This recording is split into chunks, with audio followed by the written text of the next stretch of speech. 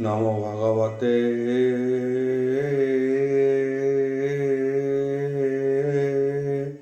বাসুদেবায়। ওম নমো ভগবতে বাসুদেবায়। ওম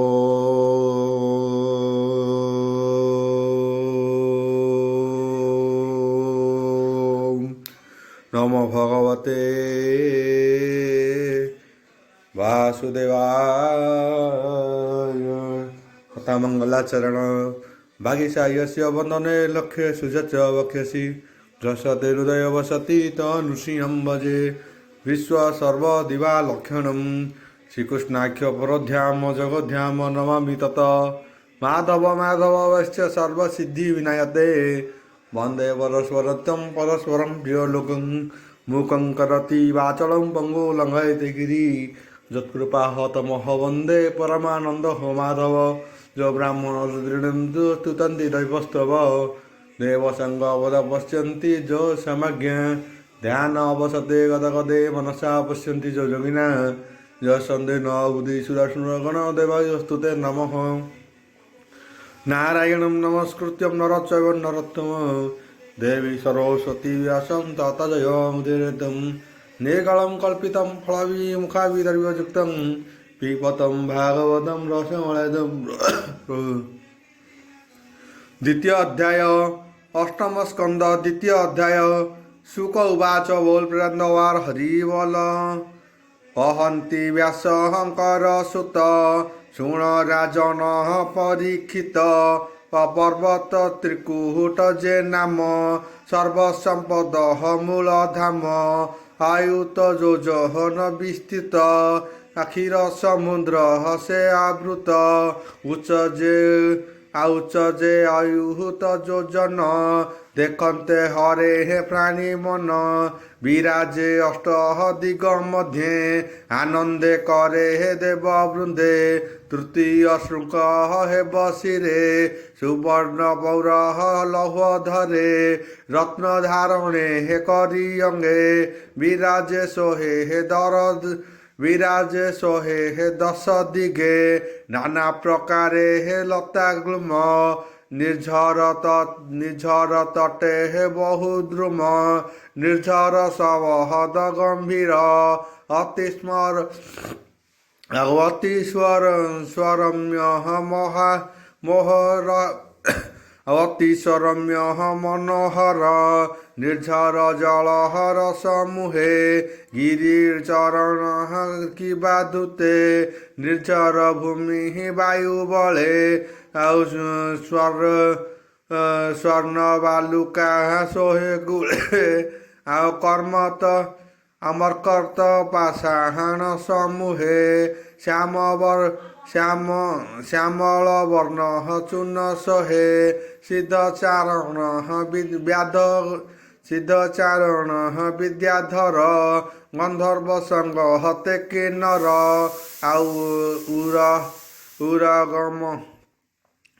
आउरगमन मुख्य जुथ अल्पार मिले हे नृत्य कित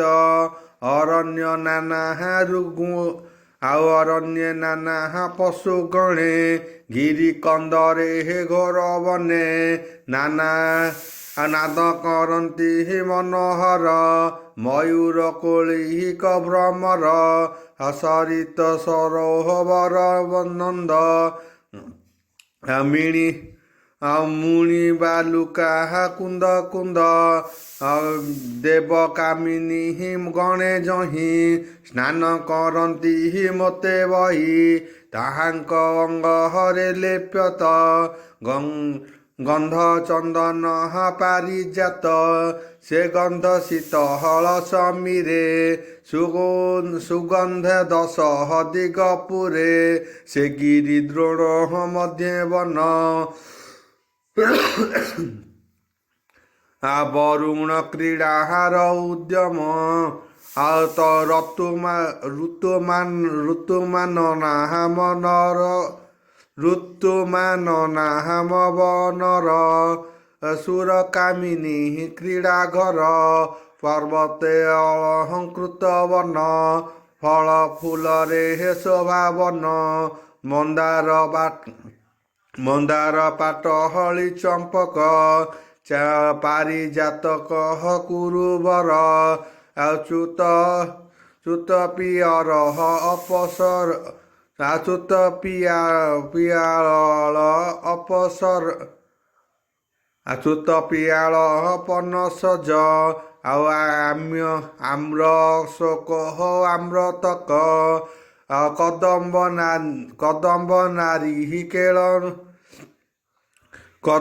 ନାରୀ କେଳ ବନ ଖଜୁରୀ ଡାଳି ହିମ୍ବ ଅର୍ଜୁନ ମଧୁକ ଶାଳ ତାଳ ସୋହେ ତାମଳ ଅସହନ ସମୁହେ ଅରିଷ୍ଟ ତମ୍ବୁର କ୍ଲେଶ ନ୍ୟାଗ୍ରୋଧ ଚନ୍ଦନ ରୁଦ୍ରାଣ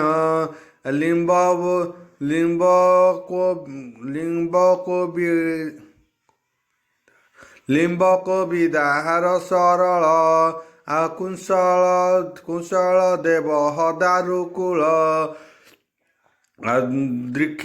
ଦୀକ୍ଷା ରଖିଉ ଯେ ରମ୍ଭାବନ ବରଧି ଅଭୟ ଯେ ଦ୍ରୁମ ବେଲ ଜାମୁରି କଳ୍ପିତ ତୀର୍ଥେ ଅଁଳା ପୁଣି ଭଲା ତକେ ଯହିଁ ବରୁଣ ସରୋବର ସୁବର୍ଣ୍ଣ ପଦ୍ମ ମନୋହର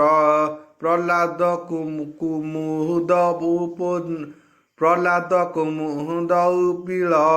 ସ୍ୱଭାବେ ସୁଗନ୍ଧ ଶୀତଳ ବିଚକ ସତଃ ପତ୍ର ଶୋଭା କିବା ଉପମା ଦେବା ମତ ଭ୍ରମର ପକ୍ଷୀଗଣ ନାଦ କରନ୍ତି ହି ଅନୁକ୍ଷଣ ହଂସକାର ଦଣ୍ଡ ସମୂହେ ଆଉ ସାରସ ଚକ୍ର ବାକ ସୋହେ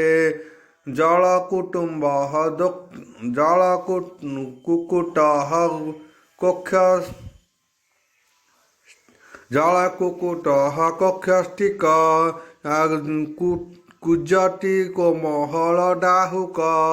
ସୌମ୍ୟ କଚ୍ଛପେ ଚଳେ ଜଳେ ପଦ୍ମ ପରାଗ ହରେ ଧୂମରେ କଦମ୍ବ ବଞ୍ଜୁଳକ ଦେବେ ଦୀପକିଚକ ଯୁଥ କୁନ୍ଦୁ ଅଶୋକ ଗୁରୁ ବଳ ଝୁଟକ ଇଙ୍ଗୁ କୁଜବ ଶିରୀଷ ପୁଣି ସ୍ୱର୍ଣ୍ଣ ଯୁଥ ନାଗ ନୃପାଙ୍ଗ ଆରଜାତ ମଲ୍ଲିକା ସତଃ ପତ ସୋହେ ମାଧବୀ ମାଳହତି ସମୂହେ ଅନ୍ୟାନ୍ୟ ଜଳ ସ୍ଥଳ ଫୁଲ ଷଡ଼ ଋତୁରେ ସମୁତୁଳ ହେମନ୍ତେ ବନେ ଏକ ଦିନେ ଗଜେନ୍ଦ୍ର ବିରାଜଇ ମନେ ଏ ଗ୍ରୀଷ୍ମ କାଳେ ହେ ବନସ୍ତେ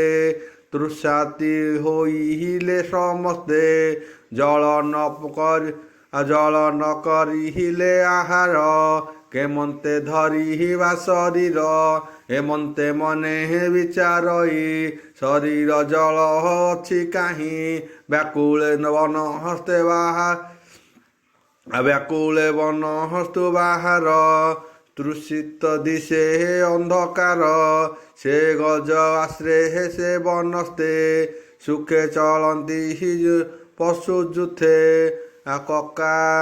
କକାଙ୍ଗୀର୍ଣ୍ଣ ବେଣୁ ବନେ ଭ୍ରମନ୍ତି ତୃଷିତ ବଦନେ ସ୍ୱଭାବେ ମତ ଗଜଦନ୍ତ ବନ ବିହାରେ ବଳବନ୍ତ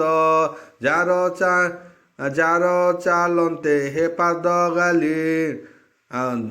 ଯାର ଚାଲନ୍ତି ପାଦ ଗାଲି ପଡ଼ନ୍ତି ବୃକ୍ଷ ଗ୍ଲୁମ ଭାଙ୍ଗି ତାହାର ମଦ ଗନ୍ଧ ବାସେ ପଶୁଏ ନ ପହସନ୍ତି ପଶେ ପଶୁଏ ନ ଚିହିନ୍ତଇ ପାଶେ ବ୍ରାଘ ଭଲୁକ ଖଗ ମୃଗ ଯେବା ସଞ୍ଚରେ ମୋହରଜ ଶୁଭର କୃଷ୍ଣ ସାର ହରି ଶେଷଲ୍ୟ ବୃକୁ ଯେ ଚମରି ବରାହ ମିହିର ଶତକ ଗୋପୁଛ ଆଦି ଶାକ ବୃକ୍ଷ କ୍ଷୁଦ୍ର ହରିଣ ଗଣ ଯେତେ ଚଳନ୍ତି ଯେ ଯାହାୟତେ ସେ ଗଜପତି ଜୟ ଯୁଥ ଅନେକ ଭ୍ରମୀ ଲାବନସ୍ତ ବରୁଣ ହ୍ରଦେ ତୀର ଯାଇ ତୃଷିତ ଲୋଚନ ନାଇ ନିଧାଗ ତାପେ କରିଗଣ ବ୍ୟାକୁଳ ବିଚହଳିତ ମନ ଜଳରେ ହୋଏ ଛିନ୍ନ ଅଙ୍ଗୁର କଲେ ପ୍ରକମ୍ପନ ପଦ୍ମକୁ ତେଜି ଅଳିଗଳ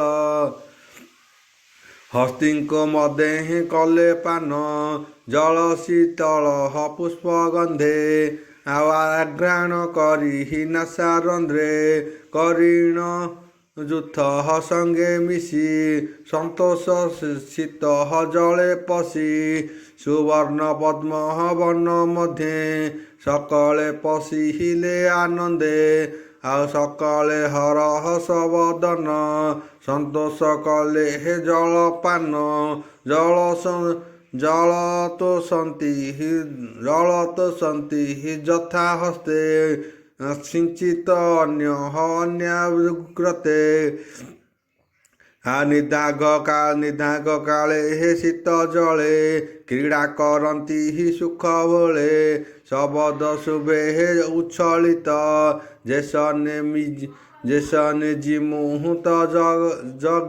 ଯେସନେ ଜିମୁହୂତ ଗର୍ଜିତ ଅଗାଧ ଜଳେ ଗ୍ରାହ ଥିଲା ଜଳେ ସେ ଶବଦ ଶୁଣିଲା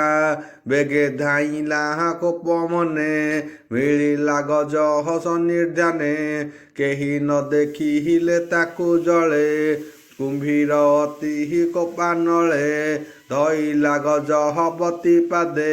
ଶବଦ କରି ଘର ନାଦେ ଦୈବ ବଣେ ବସେ ଯୋଗ ବଳେ ହସ୍ତି ବିପର୍ଦି ଘୋର ଜଳେ ଗ୍ରାହ ଧରଲା ଅକସ୍ମାତେ ଗଜ ଚରଣ ଦୃଢ଼ ଘାତେ ସେ ଗଜପତି ବଳବନ୍ତ ବ୍ରହ୍ମହୁ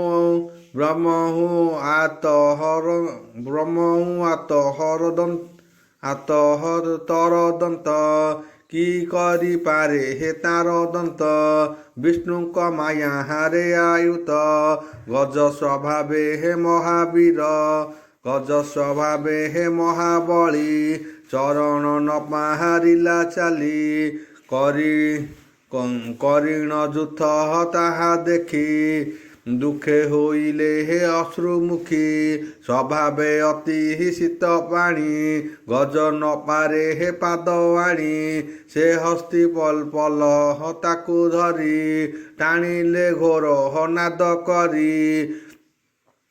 ଆଉ ମୁଖରୁ ରୁଧିର ଗଳଇ କେବେ ହୁଁ ଗଜ ନ ଟଳଇ ବଳେ ଟାଣନ୍ତି କିଛି ଦୂର କୁମ୍ଭୀର ଅତି ବଳିୟାର ପୁଣି ଗଭୀର ଜଳେ ଭରେ ସୁଦୃଢ଼ ଦନ୍ତେ ହେ ପାଦ ଧରେ ଏମନ୍ତେ ଗଜ ଗ୍ରାହ୍ୟ ଯୂଥ ଗଗନେ ଦେଖନ୍ତି ବିଦ୍ୟୁତ ଗଜ ଟାଣିଲେ ହେ ଅତି ଖରେ ପୁଣି କୁମ୍ଭୀର ଜଳେ ଭିଡ଼େ ଏମନ୍ତେ ସହସ୍ର ବରଷ ଯୁଦ୍ଧ ନୋହିଲା ଅବଶେଷ ଏମନ୍ତେ ଦୀର୍ଘ କାଳ ଜଳେ ଗଜ କୁମ୍ଭୀର ମହାବଳେ କ୍ଷଣ ହୋଇଲା ଗଜପତି ସଙ୍ଗତେ ଥିଲେ ଯେତେ ହସ୍ତି ଦନ୍ତେ କରନ୍ତି ଘୋର ବନେ ଜଳେ ବଞ୍ଚନ୍ତି ଛିନ୍ନ ଭିନ୍ନେ ଗଜ କୁମ୍ଭୀର ଯୁଦ୍ଧ ଘୋର ସେ ଜଳେ ଜଳ ଜନ୍ତୁ ଯେତେ ଦେଖିଲେ ଛୋଟ ପଟ ହୁଅନ୍ତି ଜଳେ ବଳାଇ ନ ପାରନ୍ତି ଏହି ପ୍ରକାରେ ହୋଏ ଦୁଃଖୀ ଗଜେ କାନ୍ଦନ୍ତି ତାହା ଦେଖି ହେମନ୍ତ ପୂର୍ବ ପୁଣ୍ୟ ବଳେ ବୁଦ୍ଧି ସ୍ମରିଲା ତାକୁ ଜଳେ ଅନ୍ତରେ ହୋଇଲେ ବିଚାର ସେ ହରି ସଂସାର ସାଗର ସଙ୍କଟ କରେ ପରିତ୍ରାଣ ଯେତାରେ ପଶହନ୍ତି ଶରଣ ଗଜ କୁମ୍ଭୀର ଯୁଦ୍ଧ ବାଣୀ ଆନନ୍ଦେ ଶୁଣନ୍ତି ଯେ ପ୍ରାଣୀ ଗଜ କୁମ୍ଭୀର ଯୁଦ୍ଧ ବାଣୀ ଆନନ୍ଦେ ଶୁଣନ୍ତି ଯେ ପ୍ରାଣୀ ଜନ୍ମ ମରଣେ ନାହିଁ ଭ୍ରାନ୍ତି ହେଳେ ସଙ୍କଟୁ ତରି ଯାନ୍ତି ଗୀତ ପ୍ରବନ୍ଧେ ପରକାଶ କହଇ ଜଗନ୍ନାଥ ଦାସ ଇତି ଶ୍ରୀମଦ୍ଭାଗବତେ ମହାପୁରାଣେ ପରମାଂସ୍ୟା ସଂହିତା ଅଷ୍ଟମ ସ୍କନ୍ଧେ ଗଜେନ୍ଦ୍ରପାଖ୍ୟାନ ଦ୍ୱିତୀୟ ଅଧ୍ୟାୟ।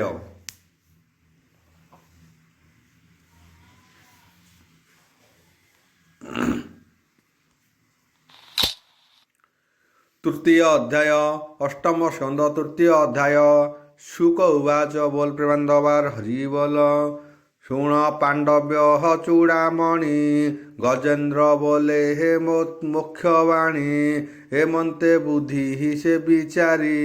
चंचल मन स्थिर करी परम जप से पाइला से पूर्व जन्मे हे शिक्षा थिला श्रीकृष्ण आदि हे ब्रह्म पदे बोले आनंदे हे गद गदे गजेन्द्र उवाच बोल प्रेमानंदवार हरि बोल नमस्ते प्रभु भगवान अशेष ब्रह्मांड जीवन तोर महिमा चित्तामृत तोर महिमा चित्तात्मक अनादि पुरुष विवेक जीवर आजीवन तुहि परमेश्वर नाम मुहि ओम भूर्भुवस्स्य तस्य विदुर्वरेण्यं भर्गदेवस्य धीमहि धियो यो न प्रचोदयात् ओम स्वाहा स्वाहा।